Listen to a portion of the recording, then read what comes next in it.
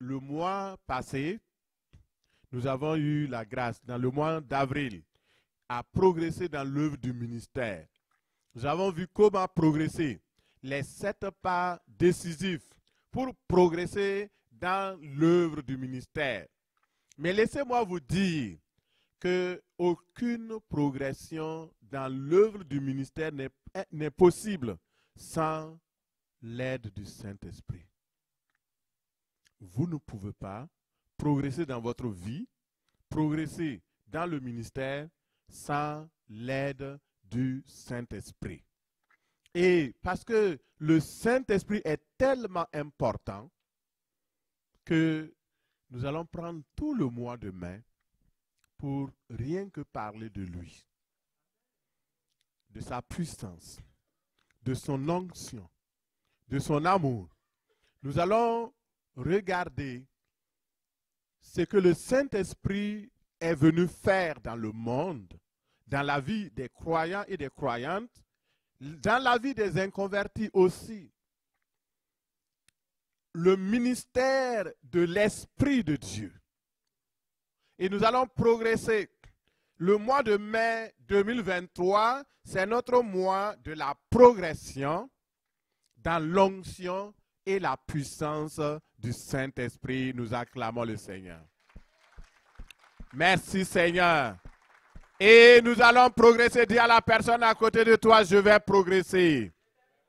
Je vais progresser dans l'onction. Je vais progresser dans la puissance. Je vais progresser avec le Saint-Esprit. Alléluia. Et le Seigneur nous amène à progresser. Sans la progression, si vous ne progressez pas, vous reculez.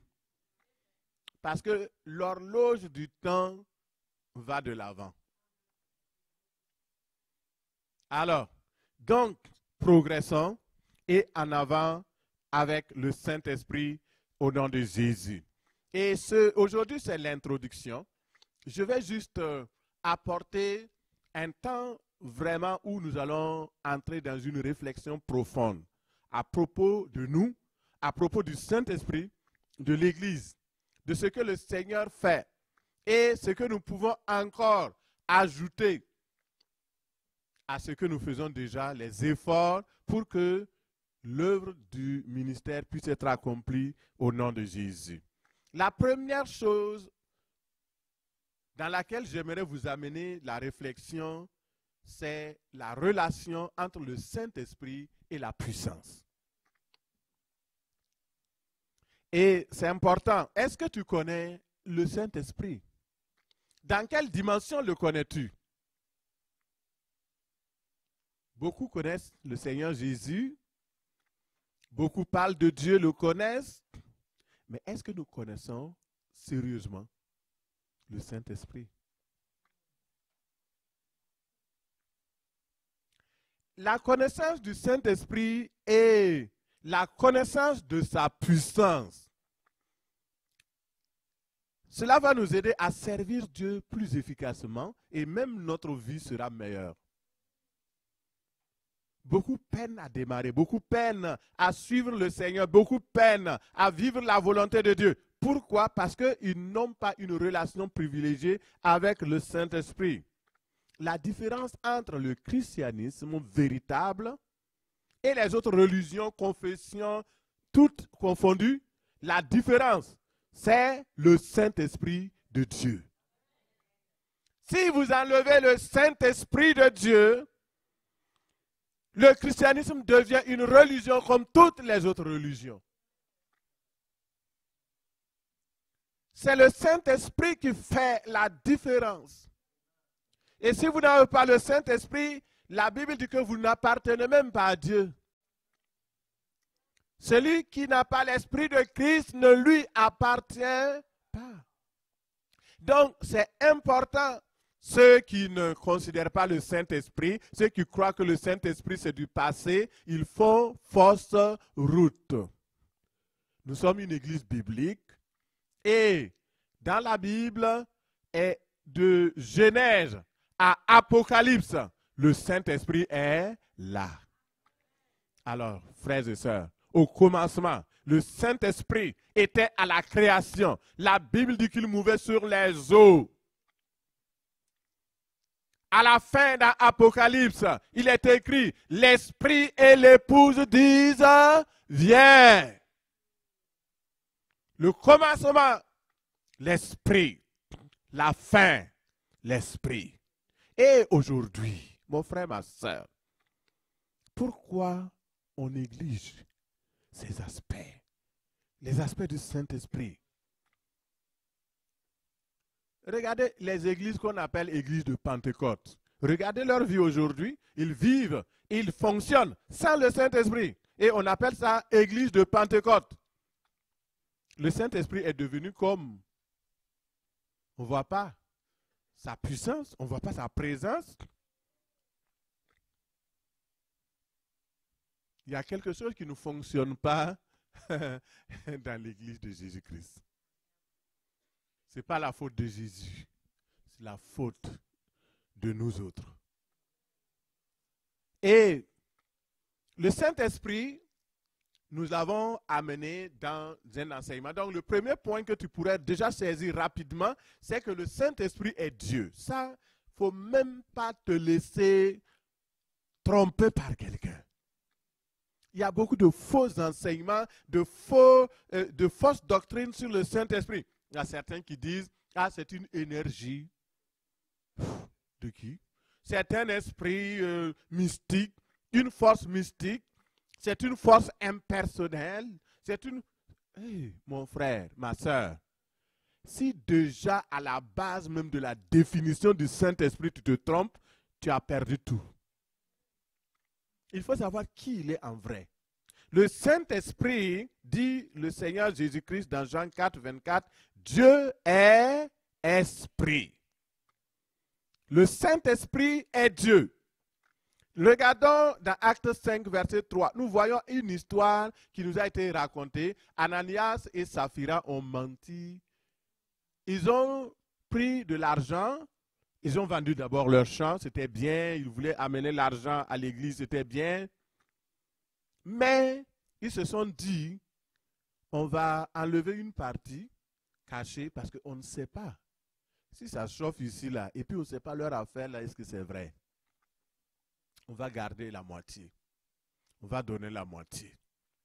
Et ce qui est arrivé, c'est que dans ce livre des Actes des Apôtres, chapitre 5, verset 3, il est déclaré sans équivoque que mentir au Saint-Esprit, c'est mentir à Dieu. Et ce qui signifie que Dieu et le Saint-Esprit font un. Et regarde, on va le lire pareil, on va regarder parce que souvent les gens discutent pour rien.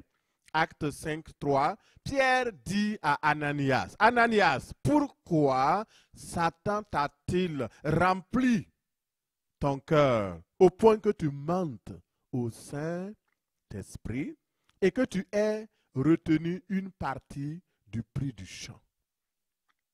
Ah, donc ça veut dire que le Saint-Esprit c'est une personne. On peut le mentir. Mais ce n'est pas fini. Regarde, verset 4. S'il n'eût pas été vendu, ne te resterait-il pas? Et après qu'il a été vendu, le prix n'était-il pas à ta disposition?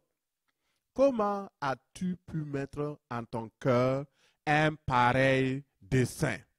Ce n'est pas à des hommes que tu as menti, mais à Dieu. Il dit, il a menti au Saint-Esprit. Il dit, tu n'as pas menti à des hommes, tu as menti à Dieu.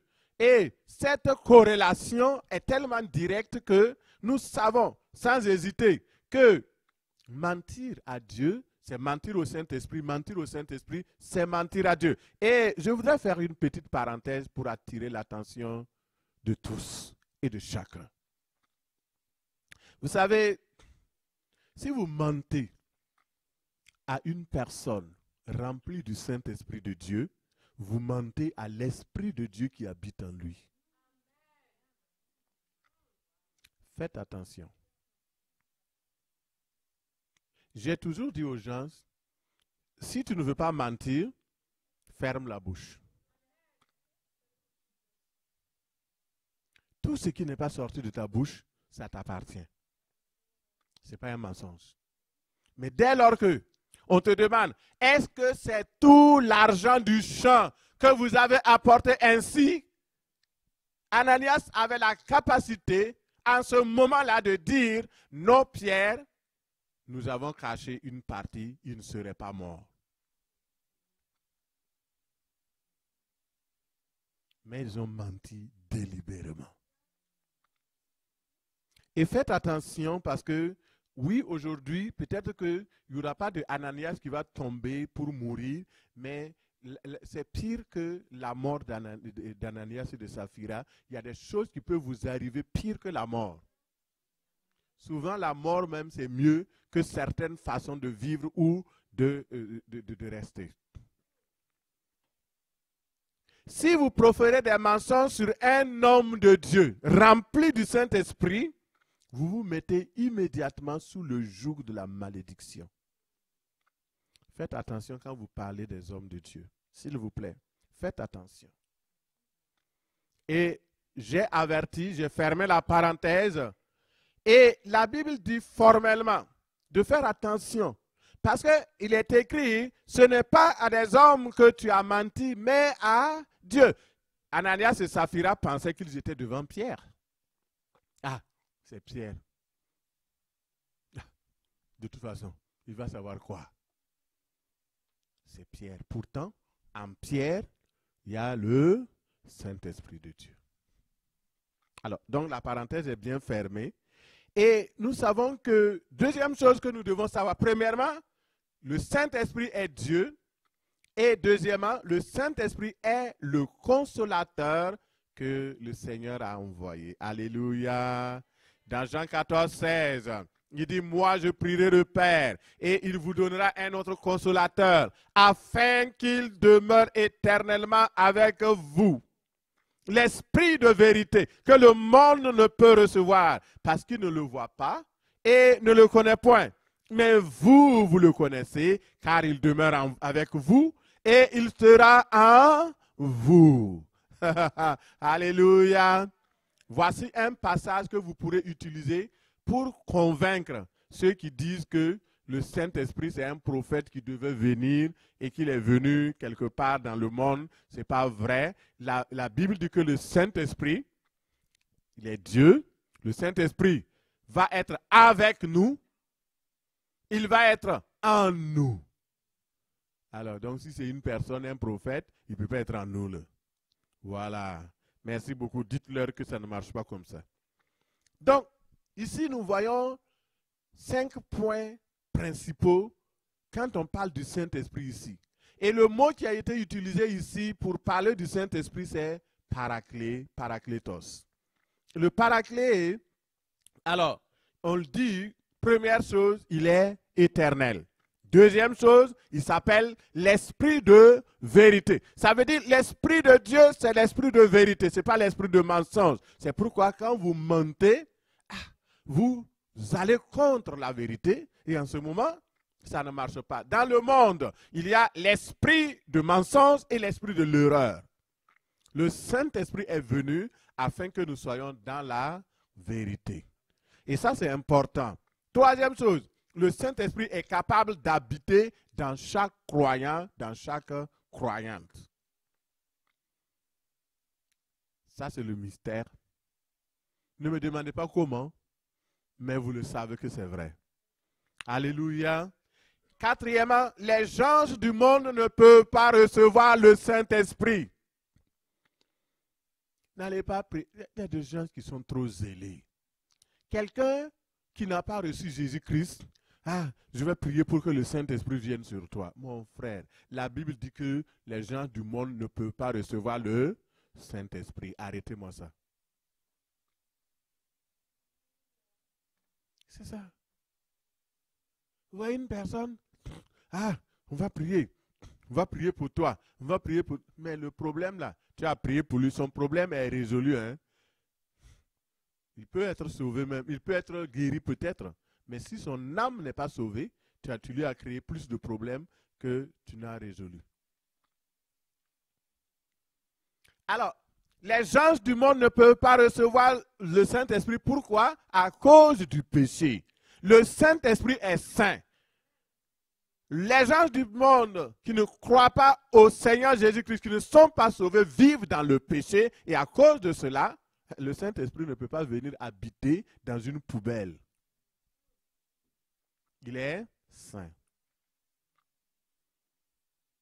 Ah, donc, vous comprenez. Le péché a aveuglé le monde. Ils ne connaissent pas le Saint-Esprit. Seuls les croyants en Jésus-Christ ont le privilège d'avoir le Saint-Esprit de Dieu. Dis à la personne à côté de toi, c'est un privilège de recevoir le Saint-Esprit. C'est un privilège de connaître le Saint-Esprit. C'est une grâce et une faveur. C'est un don de l'Éternel. Alléluia.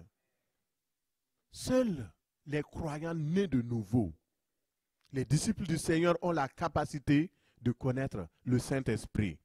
Et la troisième chose, c'est que le Saint-Esprit, c'est le grand enseignant. Alléluia. Ça là, dans Jean 14, 26, il dit le défenseur, le paraclet, l'Esprit Saint que le Père enverra en mon nom, vous enseignera toutes choses. Et il vous rappellera ce que je vous ai dit. Je fais une parenthèse pour bénir un étudiant, une étudiante. Quand j'étais étudiant, je collaborais avec le Saint-Esprit pour mes apprentissages. Un jour, j'étais parti, je faisais un concours très serré, coincé serré. Et j'étais parti dans une forêt pour étudier. Et j'ai dit, Seigneur, il y a beaucoup de choses à apprendre dans tout cela. Les papiers, les livres. Il faut bosser ceci, bosser cela. Mais c'est juste une petite partie qui va venir. Mais juste dis-moi où va. La personne va poser la question. Je vais bosser juste cette partie-là. Alléluia.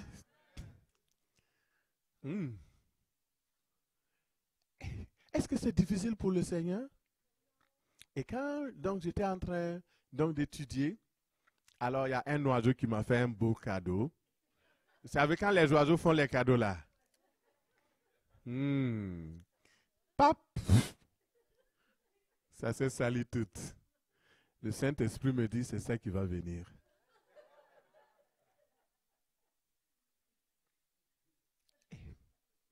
J'ai juste obéi. J'ai laissé toutes les autres parties, j'ai juste bossé ça. Quand je suis arrivé à l'examen, au concours, c'est ça qui est venu.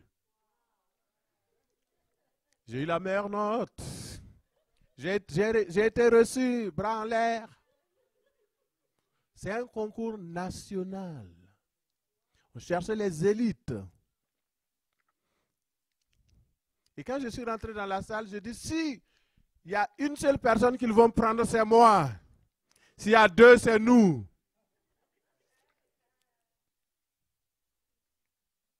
Il y a beaucoup de choses, je ne sais pas. Je pense qu'on doit se réveiller. Le Saint-Esprit est plus que ce que nous croyons. Quatrième chose, c'est l'esprit de la prophétie. J'ai déjà enseigné cela, c'est pourquoi je vais rapidement. Parce que ça, c'est juste mon introduction. Et Jean 16, 13 nous dit, quand le consolateur sera venu, quand le paraclet sera venu, l'esprit de vérité. Et vous voyez, la Bible insiste sur l'esprit de vérité.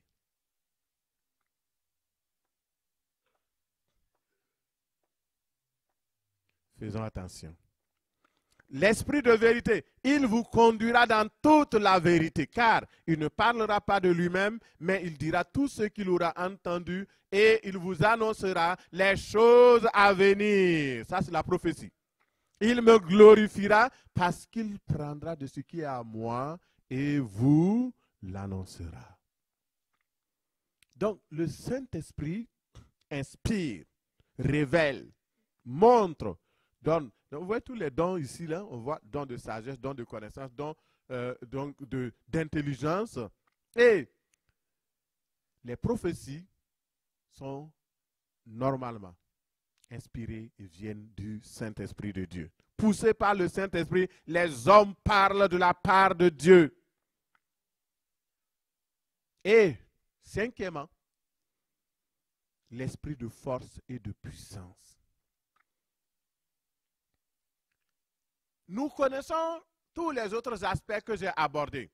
Il est le grand enseignant, l'esprit de la prophétie, on exploite cela, il est Dieu, etc. On connaît cela. Mais ce qui nous manque, d'après moi, d'après le Saint-Esprit, c'est l'esprit de force et de puissance. Ça manque. Ésaïe 11, verset 1. Lisons, ouvrons maintenant la Bible. Ésaïe 11.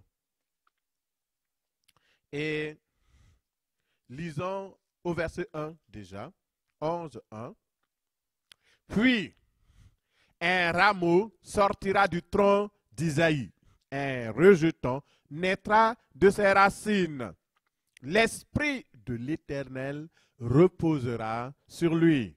Esprit de sagesse et d'intelligence, esprit de conseil et de force, esprit de connaissance et de crainte de l'Éternel.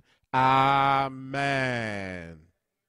Dans ce passage, le Seigneur nous fait comprendre les 7 dimensions du Saint-Esprit. Les 7 aspects du Saint-Esprit. Le premier aspect concerne la dimension éternelle de l'Esprit Saint que nous avons déjà parlé. Il demeure éternellement avec nous. Il est éternel. Il s'appelle l'Esprit de l'Éternel, Jéhovah. L'Esprit de l'Éternel. Deuxième dimension, c'est une dimension de sagesse. La sagesse pour comprendre les vraies choses, la nature des choses, pour comprendre Dieu, pour discerner les choses, la pensée du Seigneur. Ça, c'est l'esprit de sagesse. Troisième dimension, c'est l'esprit, la dimension intellectuelle de l'esprit. Vous voyez, déjà, quand je vous ai donné l'exemple, le Saint-Esprit est tellement intelligent. C'est l'esprit d'intelligence. Quatrièmement, la direction divine. C'est l'esprit qui nous guide, qui nous montre le chemin. L'esprit de conseil. Cinquièmement, l'esprit de force et de puissance. La dimension, sixième point, c'est la dimension de la connaissance. Cette connaissance-là est tellement importante. Connaître Dieu par le Saint-Esprit. Le Saint-Esprit est Dieu. Il est en nous. Nous pouvons connaître Dieu, notre Père, au travers de sa présence en nous qui nous enseigne. Et finalement, la dimension de la crainte de l'Éternel, l'esprit de la crainte de l'Éternel. Ça veut dire quoi? Le respect pour Dieu. Le Saint-Esprit, quand il vient en vous, il vous donne un profond respect pour Dieu. Vous aimez Dieu, vous le respectez, vous l'aimez, vous le respectez, vous avez la crainte de Dieu. Pas la peur de Dieu, mais la crainte de Dieu. La crainte de Dieu, c'est le commencement de la sagesse. Seul le Saint-Esprit vous donne la capacité d'avoir cette crainte respectueuse de Dieu. Alléluia. Oh, quelle grâce. Vous voyez, on doit toujours... Je pense que si on passait même toute l'année, tout le temps à parler du Saint-Esprit, ce sera vraiment bien.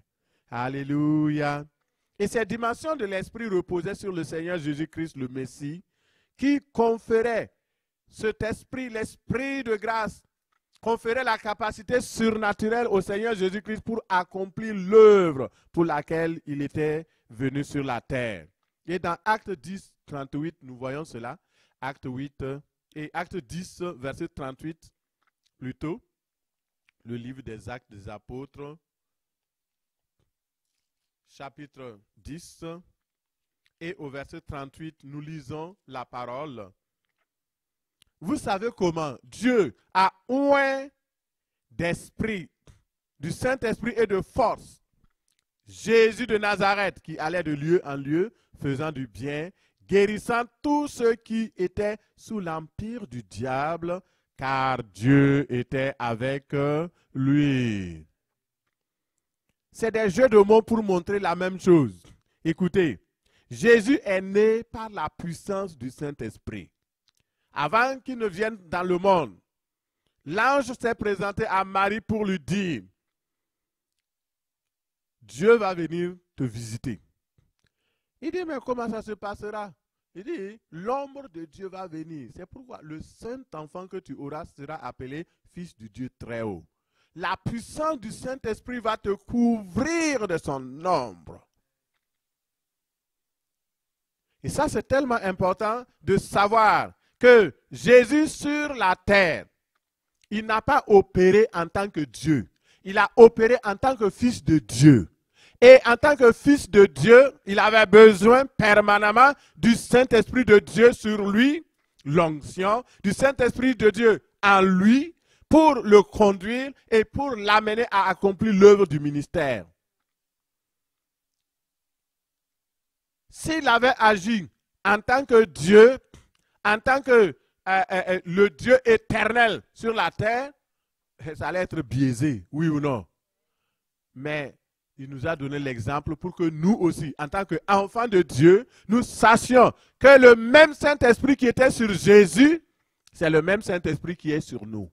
C'est le même Saint-Esprit qui est en nous. C'est le même Saint-Esprit dont nous devons nous revêtir, qui doit nous remplir. Et c'est pourquoi Jésus a dit quoi? Moi je m'en vais, mais je vous donnerai le Saint-Esprit. Et je vous annonce une bonne nouvelle. J'ai accompli de grandes choses dont vous êtes fiers. Mais celui qui croit en moi, à cause du Saint-Esprit qui va venir, il fera de plus grandes choses. Car je m'en vais où sont les plus grandes choses que nous faisons? D'ailleurs, c'est quoi même nous faisons comme lui? Mettons même le niveau simple en bas là. C'est quoi on fait? C'est ça le gros problème. Le questionnement aujourd'hui que je voudrais qu'on se fasse, c'est est-ce que je fais les choses que le Seigneur faisait? Juste ça même. Déjà, si on le faisait, c'était correct. Mais il a promis que nous ferons de plus grandes choses. N'allez pas me dire, ah oui, nous faisons de plus grandes choses que Jésus, parce que Jésus n'a pas construit des hôpitaux. Nous, dans notre église, on a construit tel hôpital. Jésus n'a pas construit. Mon frère misérable. Parle pas des choses naturelles. Jésus n'a pas construit des hôpitaux, il guérissait les malades. Il te dit, fais la même chose que moi.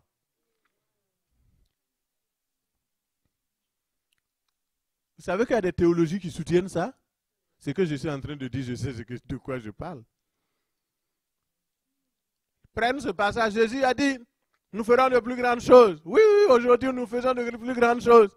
On a construit une maternité, mon frère. Que Dieu t'aide. En priant pour ce mois, le Seigneur a attiré mon attention. Il m'a dit, parle. Intervient, attire l'attention sur la puissance du Saint-Esprit. C'est pourquoi ce mois-là a été déclaré la progression dans l'onction et la puissance. Vous savez quoi? Et je vais être franc avec vous. Moi-même, je ne suis pas fier de moi-même par rapport au Saint-Esprit de Dieu et à la puissance. Je vous le dis, franchement. Je ne reconnais pas ce jeune homme qui parlait, qui passait partout. Il y avait des lieux où, si je partais, les gens fuient. Littéralement, je ne mens pas, les gens croient. Et je bénis le Seigneur parce qu'il y a un frère qui vient d'arriver à l'église, le frère Kologo. Il m'a connu au Burkina. On s'est connus, mais on ne s'est pas bien frotté. Et c'est là, quand il est venu chez moi, on a essayé de reparler de choses et c'est revenu. Il m'a peut-être même interprété une fois. On est en train de recouper parce que ça fait longtemps. Et quand je marchais, j'allais dans les marchés. Les gens pointent. Les sorcières fuient. Je veux saluer les gens, ils fuient.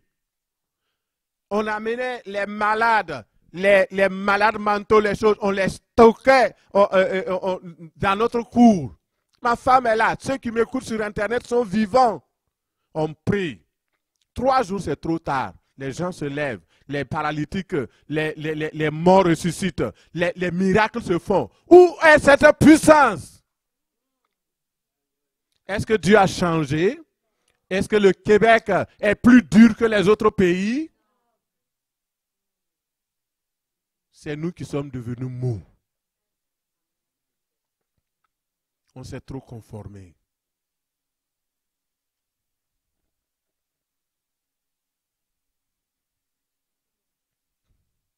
Que le Seigneur nous aide. Seigneur, je me répands devant ton peuple. Nous n'avons pas demeuré fermes dans la puissance. On a voulu faire l'œuvre de Dieu par nos techniques et nos moyens. Mais nous voyons que ça ne fonctionne pas. Seigneur, viens à notre secours au nom de Jésus. Le Seigneur m'a dit, je suis fatigué de voir mon église faible. Je suis fatigué que les gens vivent dans la théorie. Et regardez, il y a eu récemment, là, à la fin du mois d'avril, il y a eu un grand rassemblement satanique à Boston, aux États-Unis. Qui a entendu parler de cette histoire-là? Suivez l'actualité, mon frère, ma soeur. Sinon, c'est pas bon. Suivez aussi ce qui se passe. Et priez. Face à ce grand rassemblement, on parle du plus grand rassemblement satanique jamais organisé. Ça veut dire que le diable ne se cache plus. Hein?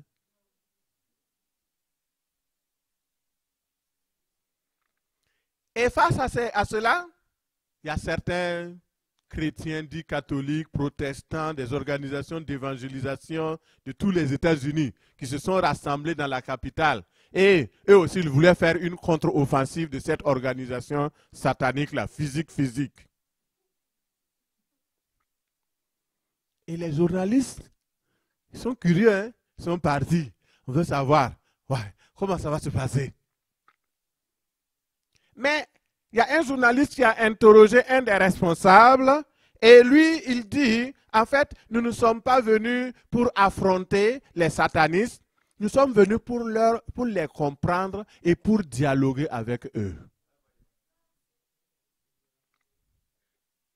On est rendu là, malheureusement.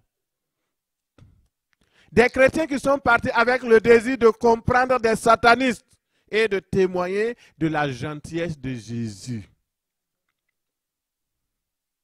Et il dit, nous ne sommes pas là pour les juger.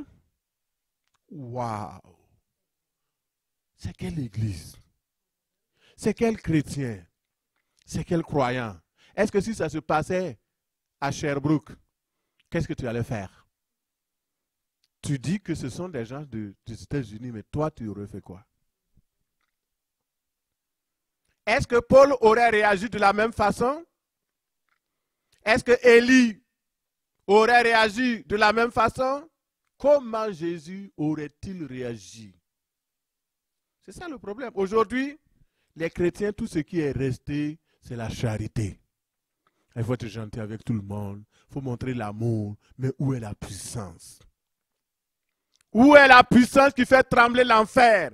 Où est la puissance qui fait tomber Satan comme l'éclair? Jésus disait à ses disciples qui sont de retour, il dit, je voyais Satan tomber comme l'éclair. Et il ne faut pas me dire, ah oui, nous sommes au 21e siècle, nous sommes, quel 21e siècle? Le même Dieu qui était avec l'apôtre Paul, le Dieu d'Élie, où est-il?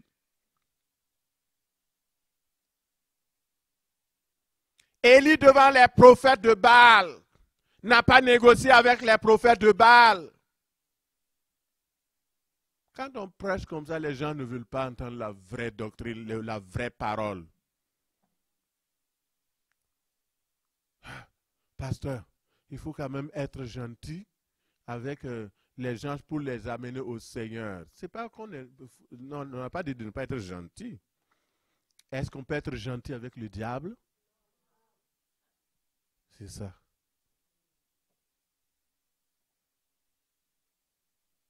Vous pouvez être gentil avec un serpent. Vous amenez un serpent chez vous. Le serpent le plus venimeux du monde. Vous dites, coucou, tu es un serpent joli. On va s'amuser un peu. Voilà, soyez intelligents. Si vous ne pouvez pas vous amuser avec un serpent, on ne peut pas s'amuser avec des satanistes. Qui de plus se déclarent ouvertement satanistes. Aujourd'hui, il faut que tout change. Dans 1 Corinthiens 2, verset 4, Paul dit, moi-même j'étais auprès de vous dans un état de faiblesse et de crainte et de grand tremblement. Et ma parole et ma prédication ne reposaient pas sur des discours persuasifs de la sagesse, mais sur une démonstration d'esprit et de puissance, afin que votre foi fût fondée non sur la sagesse des hommes, mais sur la puissance de Dieu. Aujourd'hui, la foi des uns et des autres, est-ce que c'est basé vraiment sur la puissance de Dieu? Ou bien c'est sur la persuasion?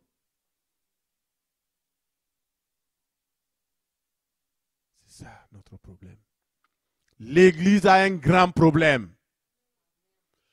Le peuple de Dieu a un grand problème. Nous avons abandonné la source de la puissance. Nous ne sommes plus connectés comme avant. Il faut qu'on reparte aux racines. Et regardez les anciens sentiers. Regardez les chemins qui ont réussi. Et repartez sur les anciens sentiers. L'œuvre du ministère ne peut se faire efficacement sans la puissance du Saint-Esprit.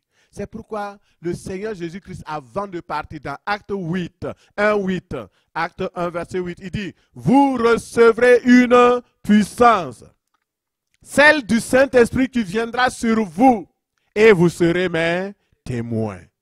On ne peut pas opérer, on ne peut pas être efficace dans l'œuvre sans le Saint-Esprit. Pourquoi? Parce que le diable a aveuglé le monde. Il y a une puissance d'égarement, une puissance satanique sur le monde. Et vous ne pouvez pas aller contre cette puissance si vous n'avez pas en contrepartie une autre puissance plus grande que cette puissance-là. Tout boxeur sait que tu ne peux pas affronter un autre boxeur de poids plus élevé que toi d'une autre catégorie. Toi, tu es poids plume.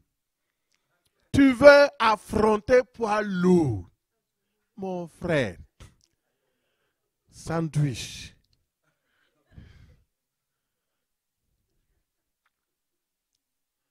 C'est ça. Il faut au moins une puissance équivalente pour confronter. C'est pourquoi le Seigneur a dit aux disciples, ne vous aventurez pas de sortir d'abord pour évangéliser, attendez la puissance. Ça là. Et de plus en plus, nous serons confrontés à des œuvres de ténèbres encore plus grandes. Et si nous ne comprenons pas la dimension de la puissance du Saint-Esprit, si nous ne nous approprions pas la puissance du Saint-Esprit, nous serons disqualifiés. C'est pourquoi je veux attirer l'attention de toutes et de tous et de chacun. Ne négligeons pas le Saint-Esprit, ne négligeons pas la puissance du Saint-Esprit. Au contraire, recherchons à avoir cette puissance-là. Et ça, c'est très important. Et mon frère, ma soeur, Dieu nous donne le pouvoir de marcher sur les serpents, sur les scorpions, et sur toute la puissance du diable. La Bible dit, et rien ne pourra vous nuire. Où est cette puissance-là? Le problème n'est pas que la promesse est là, on récite la Bible. Mais le concret là, c'est quoi? Je pense qu'il faudrait arrêter ces théories-là. Allons à la pratique maintenant. On a assez de théories, assez de doctrines. Où est la puissance? Où est la pratique? Où est le concret?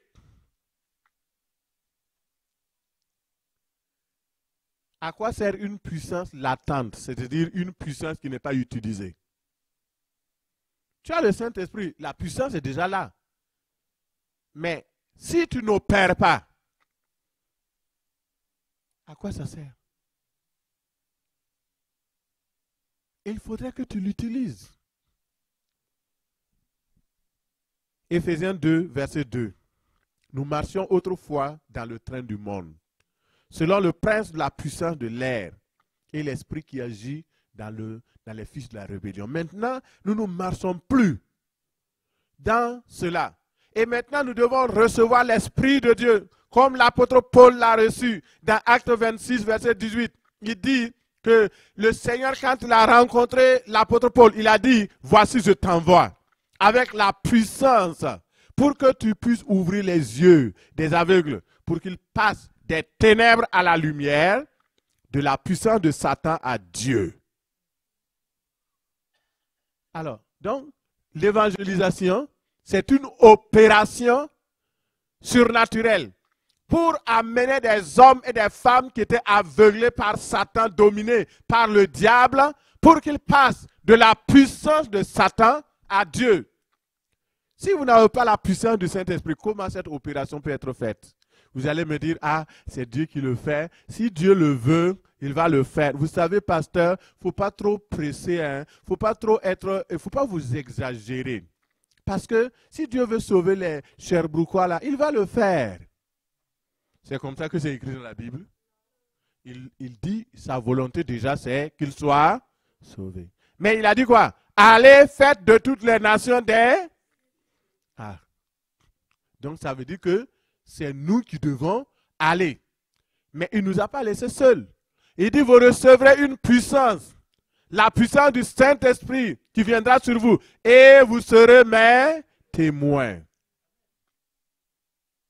C'est ça? Vous serez mes témoins. Alors, le mois de mai, nous allons revenir à la base de l'enseignement sur le Saint-Esprit.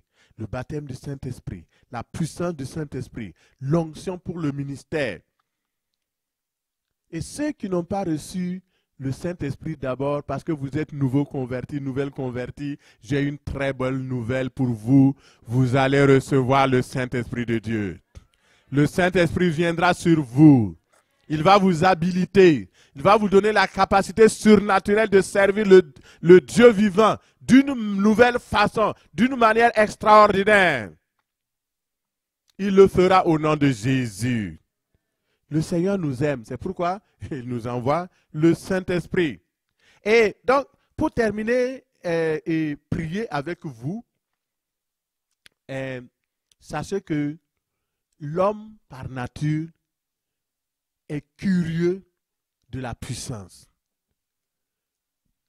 Et le Seigneur ne veut pas que nous ignorons que sans le Saint-Esprit, sans cette puissance-là, le diable est en train de nous attirer à lui par d'autres puissances. Et nous devons faire attention pour ne pas tomber dans le piège. Et Dieu a promis la puissance pour que nous puissions alors opérer. Naturellement, les gens sont attirés par ce qui est puissant. Pourquoi on acclame les athlètes? Parce qu'ils sont puissants, une certaine puissance, une certaine force. Les joueurs, pourquoi il y a une concurrence? La puissance du feu, la puissance du vent, le volcan, l'eau, ce sont des puissances naturelles qui nous fascinent et attirent l'homme. Et de tout temps, les humains sont fascinés par la force des choses qui les dépassent. Et ils cherchent à maîtriser cela. Vous voyez les sorciers, les méchants, les choses, ils essaient d'accaparer de la puissance pour dominer les gens. Mais nous, ce n'est pas comme ça. Nous cherchons la puissance de Dieu pour autre chose. Par amour pour les âmes perdues, je cherche la puissance. Par amour pour l'intercession, je cherche la puissance. Et pourquoi? Parce que j'ai besoin que les hommes soient sauvés. La puissance amène le respect. même dans toutes les dimensions, puissance financière. Les gens vont vous respecter. Je regardais hier une personne qui a mis son enfant à l'école privée. Et l'école privée coûte $6,000 US par mois. Alors, c'est combien la personne gagne par mois?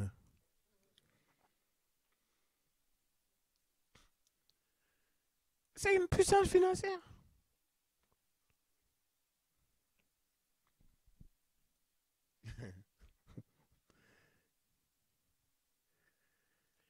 Les croyants de l'église primitive comprenaient la nécessité de la puissance. Parce qu'il y avait la persécution. Il y avait la domination partout. Et ils devaient être puissants pour démontrer la puissance de Dieu. Dans Actes 4, 31, on dit que quand ils ont prié, ils étaient là, ils ont prié. Le lieu où ils étaient rassemblés s'est mis à trembler. Et ils ont été tous remplis du Saint-Esprit de Dieu.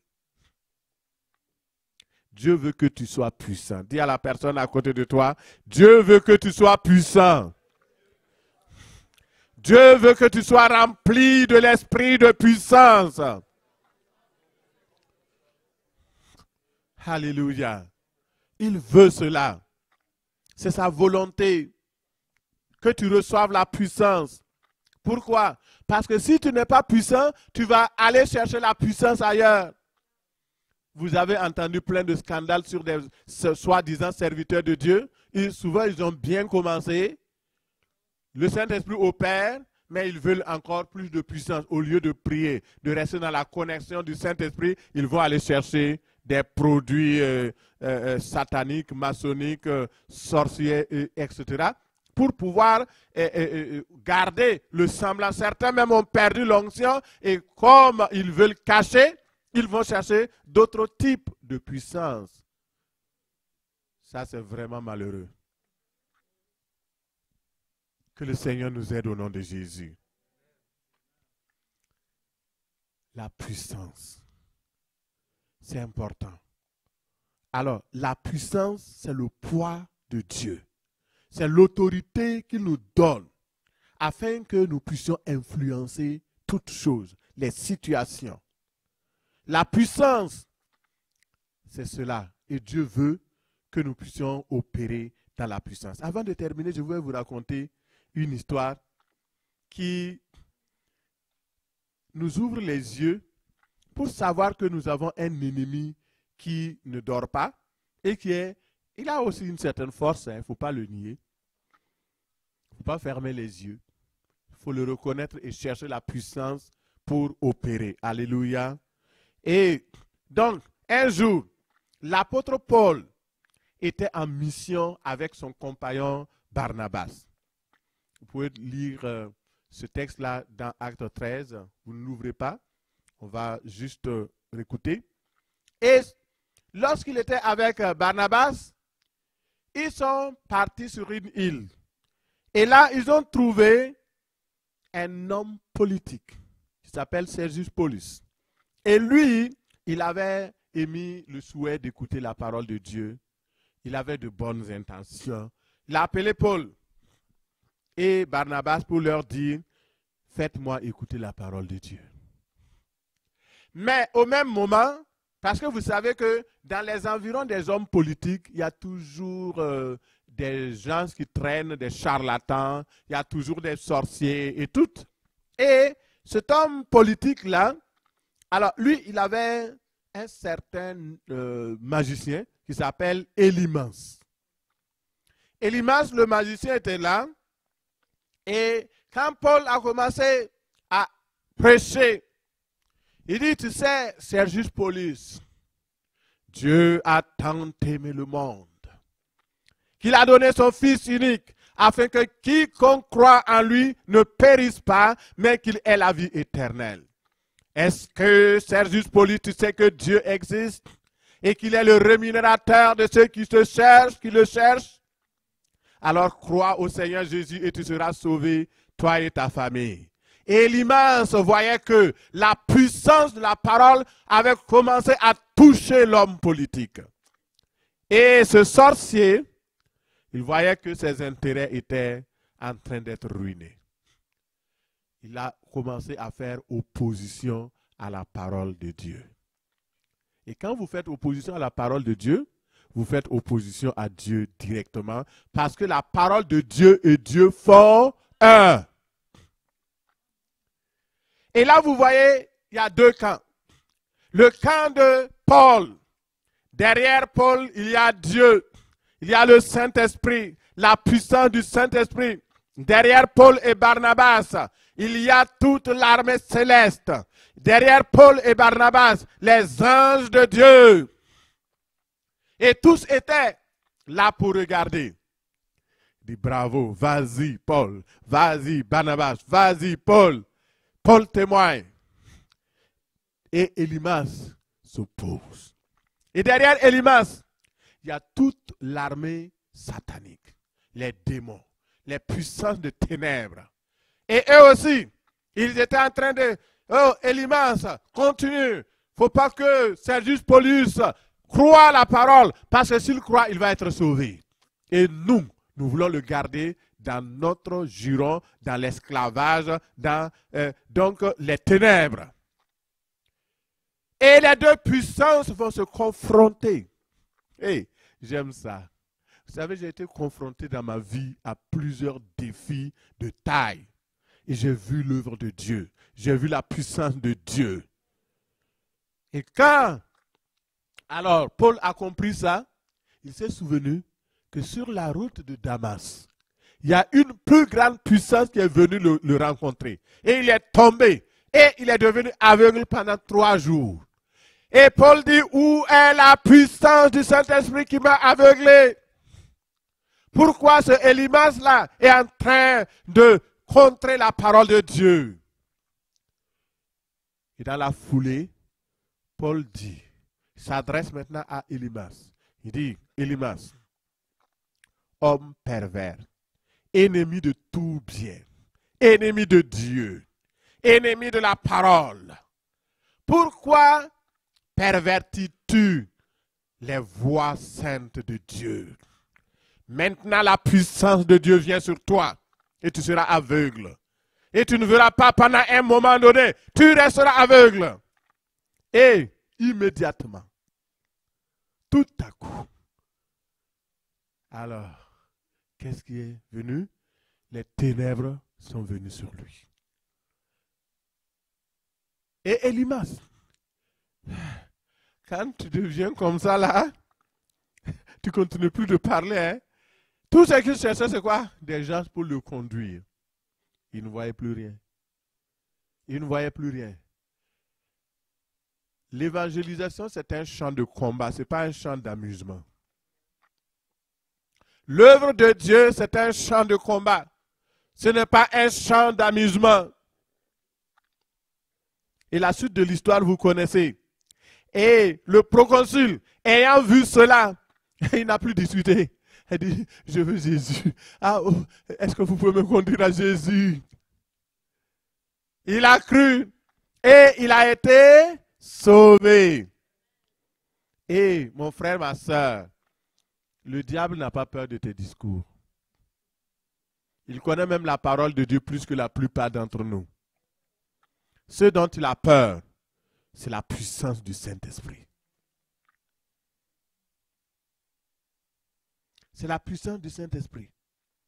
Et c'est pourquoi nous devons être remplis du Saint-Esprit, remplis de ta puissance, être conscients de la puissance du Saint-Esprit pour détruire les œuvres du diable. Et ça, c'est important. Nous ne pouvons pas exercer notre autorité sans connaître la source de l'autorité. Et c'est pourquoi, alors, la conviction est venue. Le proconsul, voyant tout ce qui était arrivé, crut, étant frappé de la doctrine du Seigneur. La Bible dit que quand le Saint-Esprit viendra, il convaincra le monde en ce qui concerne le péché, la justice et le jugement. 3 choses importantes. Ici, là, c'est la puissance qui convainc, ce n'est pas nous. Mais si nous-mêmes, nous n'avons pas cette puissance, comment les gens peuvent être convaincus? Le monde a besoin aujourd'hui d'une démonstration d'esprit et de puissance. Tenons-nous debout. S'il vous plaît, si vous pouvez. Le monde a besoin d'une démonstration d'esprit et de puissance.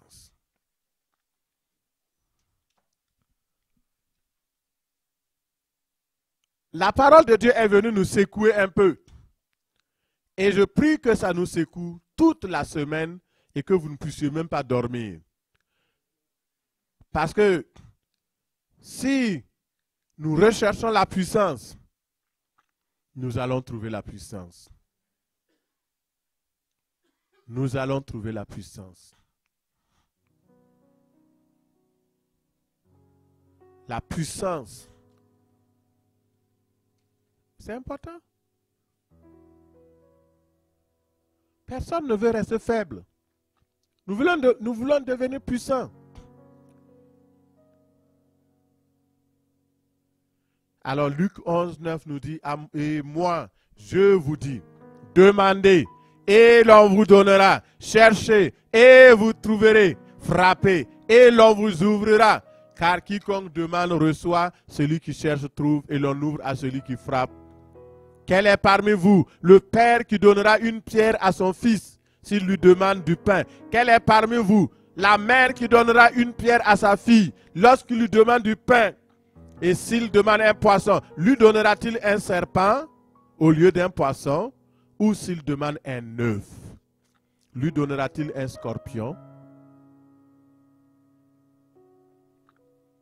Verset 13. Si donc, méchants comme vous l'êtes, vous savez donner de bonnes choses à vos enfants, à combien plus forte raison le Père Céleste donnera-t-il le Saint-Esprit à ceux qui le lui demandent?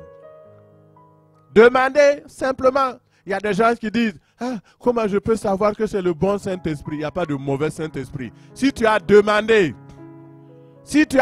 au Père Céleste avec foi, il ne te donnera pas un serpent. Il ne te donnera pas un démon. Demande avec foi.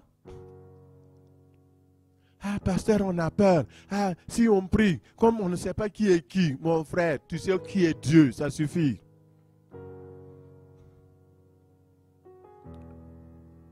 La seule chose que nous devons faire, c'est de nous repentir d'abord de la méchanceté. Il dit méchant comme vous l'êtes.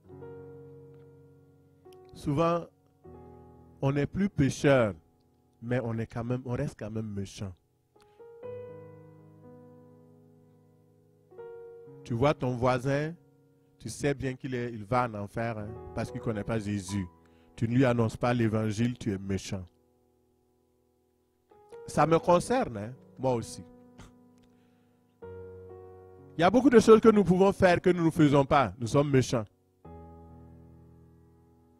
Nous allons nous repentir. Alors, donc, je suis en train de vous préparer parce que à la fin de ce mois, il y aura un grand show spirituel. Le Saint-Esprit va visiter l'église d'une façon extraordinaire. Mais si on ne se prépare pas, on ne sera pas baigné. J'aimerais mieux préparer. Vous savez, même quand on cuisine, les premiers moments, ce n'est pas facile. Avant que ça mijote, il faut d'abord rassembler plein de trucs. Et on peut même se couper les doigts. Mais ne vous en faites pas, on y arrivera. Le bon repas est préparé au nom de Jésus. Alors prions, demandons pardon. Repentons-nous de toute méchanceté. Et parlons au Père Céleste. Demandons-lui, je veux ta puissance. Je veux ton onction. Remplis-moi de ton esprit. Baptise-moi de ton Saint-Esprit et de feu. Alors, repentons-nous d'abord au nom de Jésus. Repentons-nous des mauvaises manières que nous avons compris le Saint-Esprit. Nous l'avons limité. Nous n'avons pas fait cas de lui.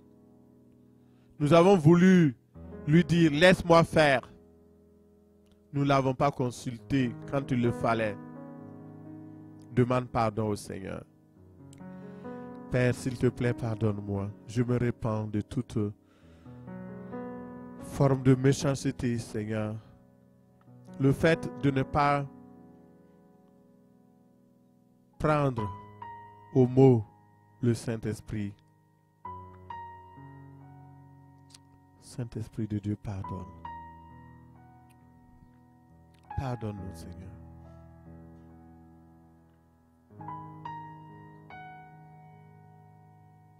Pardonne. Alléluia, Seigneur. Merci, Seigneur. Tu vas prier avec moi. Tu vas dire, élève ta voix et dis, Père céleste,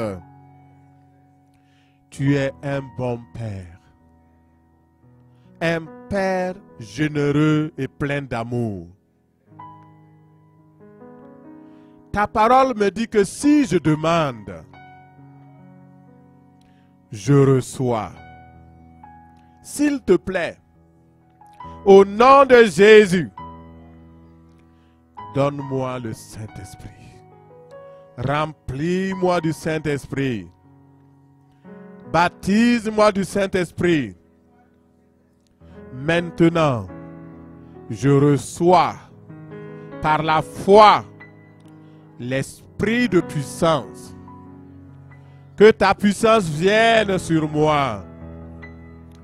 Tu m'as promis le Saint-Esprit. Revêts-moi de ta puissance. Père éternel, Dieu tout-puissant, je reçois la puissance du Saint-Esprit pour être témoin, pour être vainqueur, pour vivre dans la sainteté, pour marcher dans la fidélité, pour être obéissant à la parole. Seigneur, donne-moi cette grâce-là. Je te prie au nom de Jésus.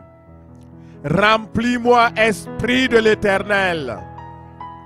Remplis-moi, Esprit de sagesse. Remplis-moi, Esprit d'intelligence. Esprit de conseil, remplis ma vie.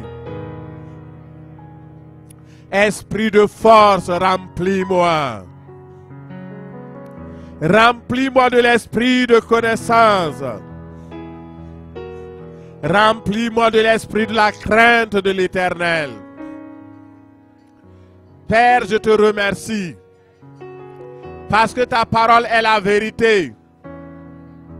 Tu as dit que si je demande le Saint-Esprit, tu es fidèle pour me l'accorder. Je te remercie. Merci pour le Saint-Esprit. Merci pour la puissance qui va se déployer en moi, qui va se déployer au travers de moi, qui va se déployer par moi pour convaincre le monde, pour détruire les œuvres du diable. Père, je te remercie pour ce grand cadeau. À toi l'honneur, à toi la gloire, au siècle des siècles. Amen.